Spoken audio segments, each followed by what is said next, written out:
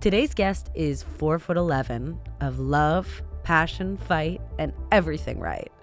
A fighter with a love for professional wrestling. A girl after my own heart. She is an American mixed martial artist. She's currently signed to the Invicta Fighting Championships, where she is a former Invicta FC Atomweight champion. Not only is she a fighter, but she is also an artist, a published writer, and a spiritual sister. Ladies and gentlemen, my girl, Alesha Zappitella.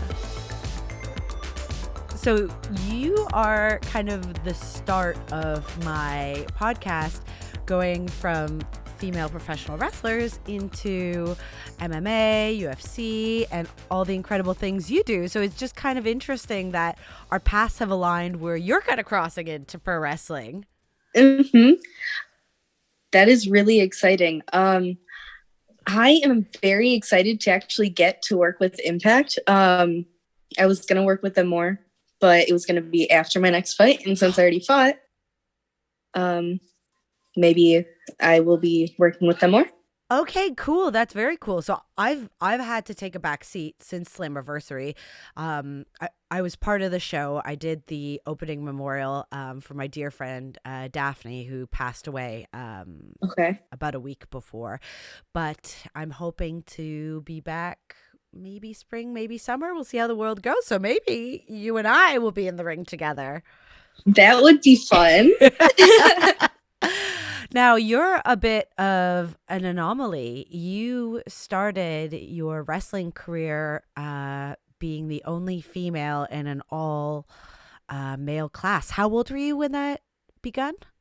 I was 5 years old when I started wrestling. That's what Wikipedia said, but I was like, is that right? 5? So my brother started wrestling when he was like 5, when he was in kindergarten, and I would always go to practices with him. So basically, after I could run, I would just do shots down the mat with the boys, and eventually I started wrestling. That's incredible. So how many I can't even say men, how many male children were in your class? Like in your first year, let's say. I was just like trying to get a visual. Okay. I mean, we traveled to wrestle, so there was a lot of boys in like my weight class. I grew up in Ohio, and I wrestled a lot in Ohio and Pennsylvania. And I don't know, it was Ohio and Pennsylvania are kind of a hot spot for wrestling. Okay. So I got to wrestle a lot of really good talent when I was really young. I just 5 years old, you've just you're learning how to wipe your bum. Like, I can't even imagine. What was the community like being the only female wrestler in your weight class? It was not accepting, especially like when I was 5 years old, when I was really young. Like dads would tell their kids to go out and hurt me because I was a girl and like show me why girls shouldn't be wrestling. Yeah. So I saw adversity really early. And at that age, how did you cope with, your family, your brothers, your friends? My parents supported everything that I did. So, I mean, I didn't really care what they had to say. And I kind of just used it as I always wanted to win since I was very little. Yeah. And I used it as fuel, I guess. I don't know. Wow. That honestly, that is completely incredible. Like I think of myself as a professional wrestler. I got into the business young, but I wasn't 5. I was 17, and when I started, it was very much the old school was still being phased out. There was a lot of, we were undermined as these more sexual beings, less of athletes. Yeah. And when I started, there was 2 frames of mind with female firefighters. I'm a firefighter too. Professional wrestling. I think that was a Freudian slip. Where you were either an athlete or you were a model, and I just women really banded together at that time to prove something, but you were just on your own. How have you seen that change as you've grown up in the industry as an athlete?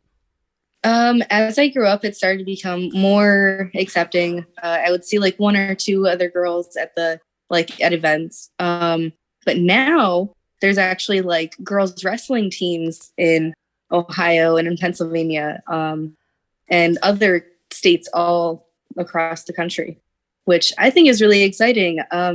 There was only like a few colleges to pick from when I was going to school.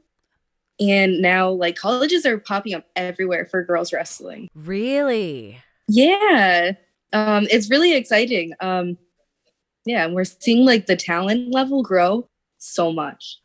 That must be really, really heartwarming and exciting. But is there a part of you that ever looks back and you're like, fuck, I wish I had that? Or do you see it as, you're welcome, girls? I actually love the path that I had to walk. Okay. I love it. Like, I don't know, beating the boys, like it was always like good. Like yes, it always girl. felt good because like I wasn't supposed to be able to do it, but I knew I could do it. So it was fun. Now, are your parents your biggest fan? Have they always come to everything you've done? Yep. My parents are definitely my biggest fans. My mom and my dad have always like pushed me along the way and stuff. I don't know, they've always been supportive of everything that I want to do. And my mom still comes to my fights. My dad comes when he can. So, yeah. That's wonderful. Now, what do they think about this crossover into professional wrestling? They're excited about it. I used to watch professional wrestling when I was little. So, okay. Yeah. There's probably nothing you can do at this point that they're like, oh boy, you're probably already there. Probably not. So you've had this journey. You started at 5 years old. You faced adversity basically right out the womb, and you've used that pain, those naysayers into your sport, but you've also published a book. Yeah. Can you tell me a little bit about your book? So my book is called Stages, a book about growth. And so basically it's a bunch of journal entries and poems that I've been writing throughout like the past like couple of years. I have a lot of poems and I have a lot of stuff. I write a lot. But I wanted to write kind of a shorter book at first. Basically it is my journey to self-love. Yeah. The first chapter is about heartache and depression. The second one is the in-between. I actually really love the in-between because it's fun. It's kind of like back and forth and it's a little bit all over the place. Yeah. And then to heartache, to love and bless. That's beautiful. And then, thank you. I end the book with my top, I think, like 5 self-love tips. So you have this artistic outlet. You write. You are a fighter. You're obviously an entertainer as well. Yeah. Now, have you used all of those things throughout your career to help you cope with your journey? This podcast, it's all about bringing light to mental health. I talk about my struggles with depression and anxiety, and it's about helping our listeners so they don't feel alone. Where in your career did you really start to notice that maybe your mental health needed a check-in? I noticed it probably early in my career because I started fighting because I was not happy in life. I knew that I'd be really good at fighting, and hurting people sounded kind of fun, I'd be good at it. Solidarity, sister. After winning those after winning my first couple of fights, it didn't really feel the same anymore. It was just kind of like another accomplishment that I've done because I've won a lot in my life. I don't know. So it didn't really bring me fulfillment. So I needed to find what within me really needed to be worked on. And all of the journal entries and the poems are very deep because they're actually things that I didn't plan on releasing or publishing. Okay. Yeah. So was there a lot of fear and anxiety when that hit the shelves, or Yeah, there was. And I've gotten a lot of good feedback from it, and like from people who are going through bad things or like similar things, and they find it helpful. But really, my writing is how I've coped, and I also like to paint a lot. Oh, beautiful. Yeah. So I just kind of sit down and paint. Like, I don't really have a vision at first. I just kind of paint what I'm feeling. Oh, that I love that. So you just feel and whatever comes out, that's what hits the canvas. Yeah. It's very interesting how many really competitive physical athletes actually have this really soft, sensitive, artistic side. And I don't want to speak for you, but I know myself, as I've gotten older, I'm really realizing that this outer shell of being a fighter, being this like, oh, I can hang with the boys and I'm strong. It's really just, it's a trigger. It's a defense mechanism. It really is. So I started going on vision quests like a couple of years ago. Oh, do tell. So, um, well, the ones that I go on specifically, I fast the whole time, so I'm out in the woods completely alone, in like a tent, and I have to like build my own fire and stuff. Like, Oh, wow. I have nothing. I don't eat for the entire time that I'm out there. I have a journal of like questions that I want to answer, and things that I want to look at within myself, and about like things that I want within my own life. So I'm out there for about like 2 or 3 days. I just drink water. I don't eat food. It really helps like kind of bring my awareness in, and or raise my awareness, I guess.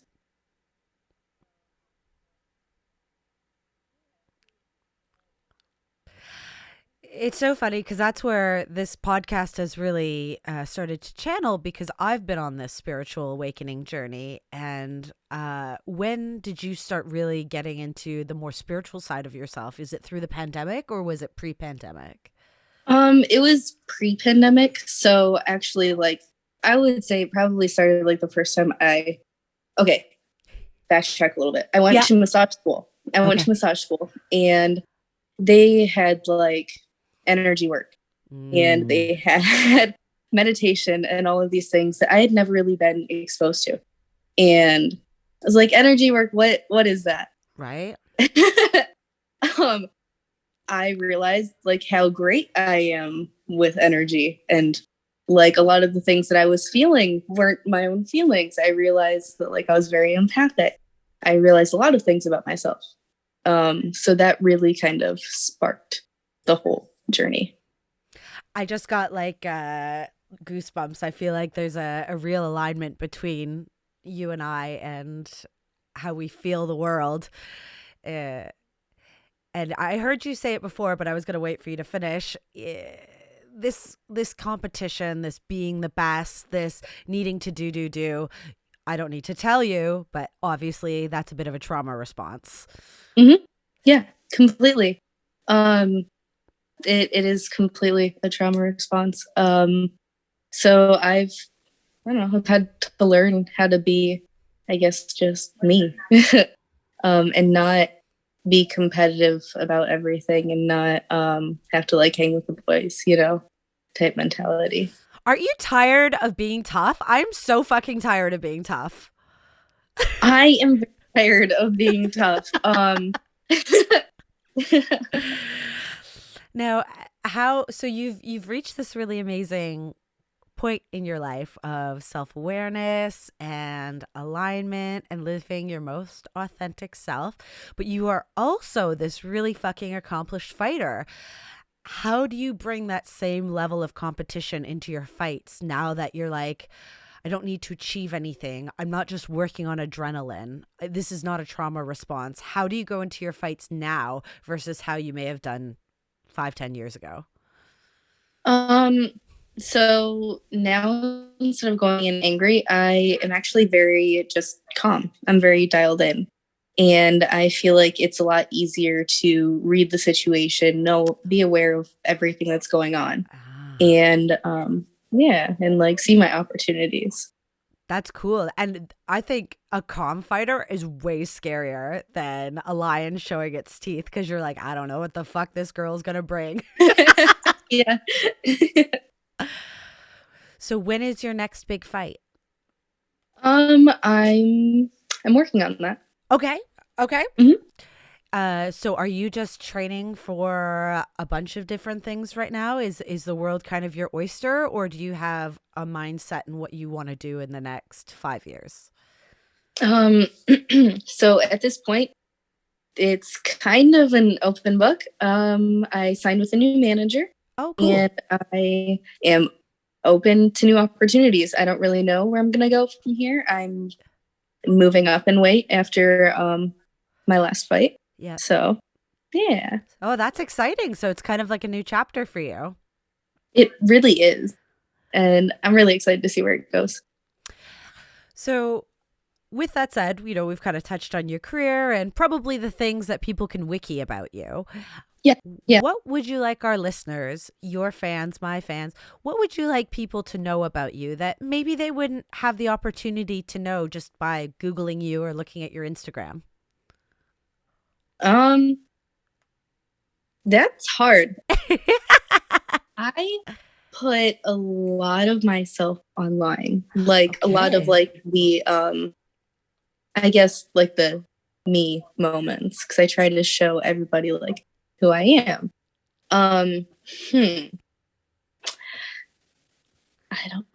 That's okay. And you know what? That's okay. I guess. Well, like I really haven't spoke about my loss, and I could talk about that. Honestly, I haven't really talked about it because I am at peace with it. Oh, cool. Every fight, it's like either it's a win or it's a learning decision. And after the fight, I knew that I lost the fight, and I was okay with the outcome. I knew that I had to just learn more and grow. And I'm excited for that process. I think that's really powerful. Mm-hmm. Good for you. Thank you. And I like how you say you win some and then it's a learning experience, because it's not a loss. No, none at all. You can't grow if you're not uncomfortable. Exactly. You can't grow if you win all the time. So good for you for sinking into that part of you. Thank you. Like, just, it's kind of the same as also like how, well, younger in my career, I would have gotten very upset about this. But just as comfortable or just as much as I've always been exposed to winning, I've also always been exposed to losing. In wrestling, you wrestle a lot. Right. So really just got to, process it the correct way. Right. How do you find balance between being you, the fighter, and you, just the human being? How do you find the time to switch on and off? Oh, you are frozen, my love. If you can hear me, let's just restart. Oh, there you go. Yay. Sorry, we froze. Apologies. I don't know how much you heard of that, but I was just wondering, how do you balance in between being a fighter and just being you yourself, the woman? Okay, so it's actually like fighting is at this point like my only job. I coach as well, but that's about it. I sell my artwork and other stuff like on the side, but like I do those things for fun. That's beautiful. Good for you. Thank you. It honestly takes a pretty strict schedule because I have to eat correctly. I have to practice like multiple times a day. And then I also have to schedule around, I have a boyfriend, I have to spend time with him. Yep. And then he has a kid. So I have to schedule time for all of this stuff. And, so life takes balance. Yep, absolutely. That's a rigid schedule, but do you thrive on scheduling? I thrive on scheduling. When I get off schedule, like my life gets a little bit like hectic, I guess. That's completely understandable.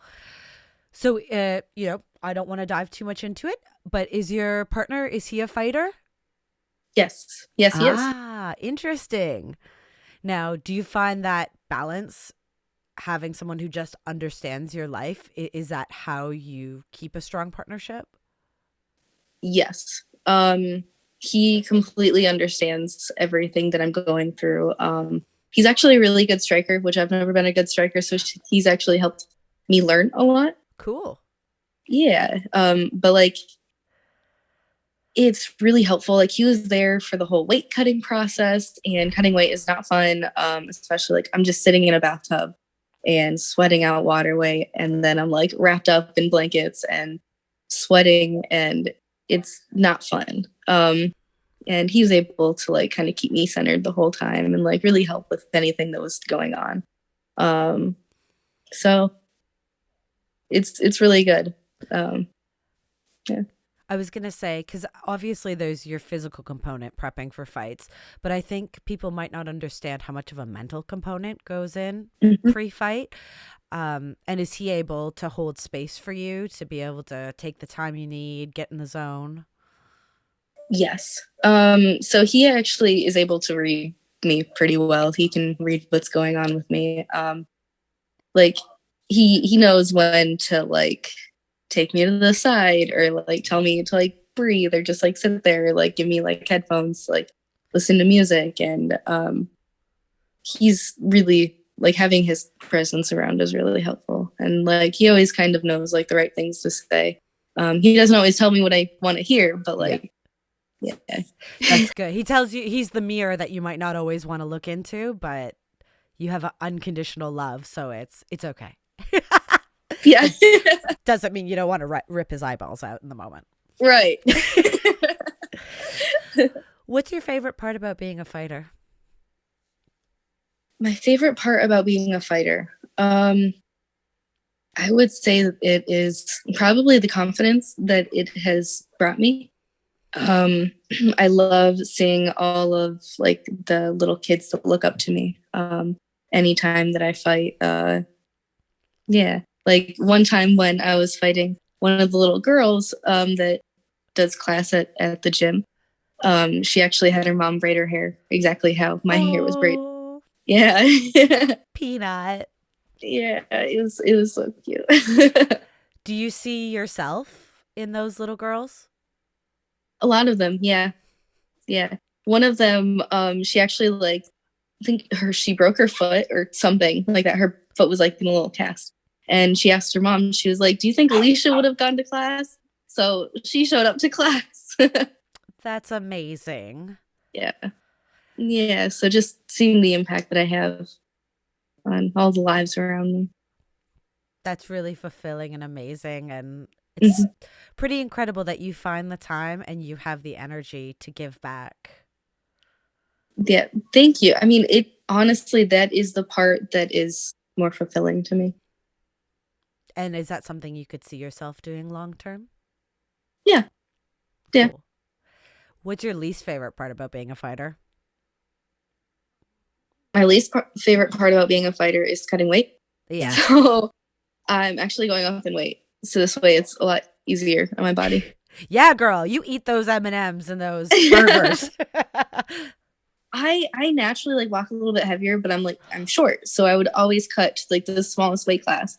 But my body type just isn't, I don't know. My body isn't healthy down there. You are preaching to the choir. I am 5'2". You are 4'10"? 4'11". Excuse me. Yep. But I'm the same. Like I am little, but like I am pound for pound. I think BMI, I'm morbidly obese. I definitely have a higher BMI. Yeah. But like we've done okay, like athletically. So right. Fuck the BMI. What do they know? Now I like to end every podcast episode the same. I do 10 tailor-made questions. It's a little bit of a speed round, but don't feel rushed in your answers. Okay. You ready to play? Yes. Okay. What is one beauty product you cannot live without? One beauty product? I always use this one like hemp lotion. It's face lotion. It's really good. You can get it at Target. I don't remember the brand. Moisturize. It's the most important thing you can do. What is your favorite exercise? My favorite exercise, I actually love, this is going to sound weird because I used to hate the row machine, but I actually love the row machine. Rowing machine is not made for little girls. It like you don't have long arms, you don't have long legs. It's bullshit. Once I like learned my flow though, I love it now. I'm at peace with it. Good for you. Good for you. What is your biggest pet peeve?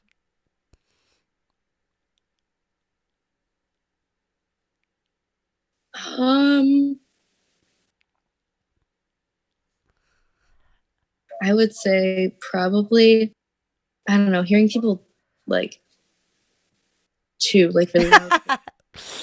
I can't. I need like something else in the background to distract me. It is pretty vile if, you're sitting beside someone who's smacking and Yeah.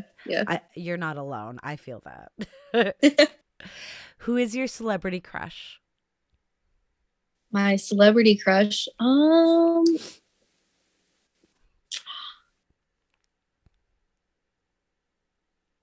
I can't think of anybody. Honestly, I don't follow celebrities that closely.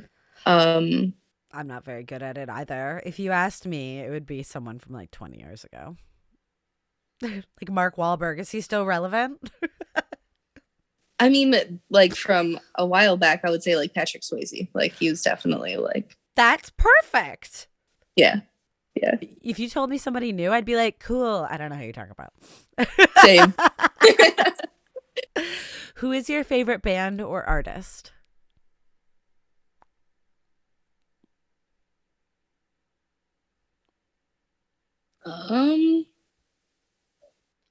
Or just someone who gets you going. Someone who gets me going. I'm sorry. I like Kevin Gates as of lately. I've been liking him. Okay. Cool. Do you have a secret vice, like drinking a glass of wine in the shower? I smoke weed. Yeah. You can't really smoke weed in the shower though. Well, not really. Not in the shower. You can't. That would be really hard. That would be hard. Unless you took You can have a bath. You can have like a bath with. Smart. Mm-hmm. What wrestler or fighter or UFC, MMA, whatever you follow, who has the best entrance music?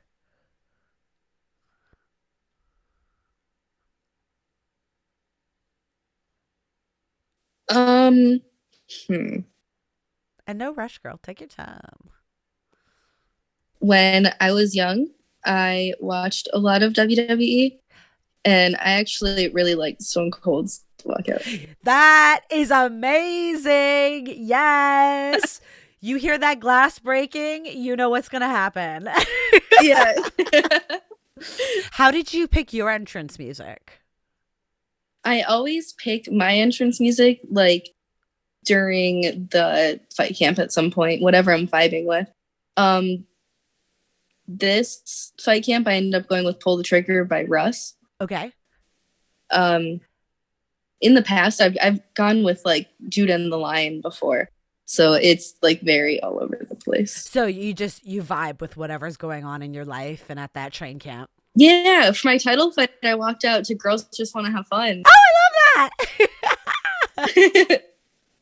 That's the best. I love the femininity meets you're going to punch somebody's lights out. Yeah. What is your drink of choice? My drink of choice is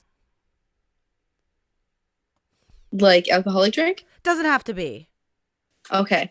I like a lemonade. Oh, that's a good one. Yeah. What has been your most embarrassing moment, if any, during a fight? During a fight? Yeah.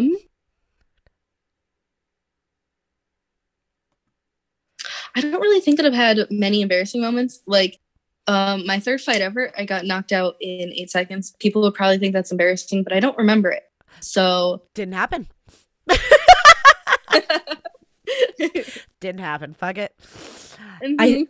I think for professional wrestling, like especially as a woman, our biggest fear is having a wardrobe malfunction. Now, I don't know, does that translate when you're having a real fight? Okay, yes. Oh, that.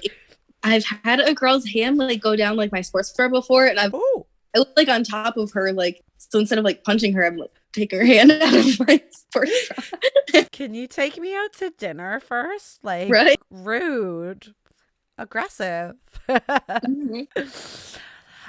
Where can our listeners find you on social media? So on social media, they can find me at Alesha Zapp on literally almost every platform. On Instagram, on Facebook, on Twitter. I even have Twitch. And then my art and stuff is on Recipe Realm, and that's only on Instagram. Good. Now, I am going to check out your art. I would like to support my ladies who fight, who art. So I will be getting myself an Alesha Zapp custom piece. And last one, finish this lyric. I can't sing for the life of me. So here we go. Fuck you and your mom and your... Nothing. I don't know. It's some... What's that? That caught me very off guard. I'm sorry. It's some TikTok song. ABCDEFU by Gail. I try. How do you life? How do you get this far in life? I don't know. I was into TikTok a while ago, and I haven't gotten on it in a while. And I don't really get on my phone as much anymore. So like, you're kind of busy. Yeah. My free time, I like to read. Yeah. Like I used to get on social media a lot, and I tried to get away from it. Good for you. Well, thank you so much for doing this interview with me. Of course, anytime. It was fun.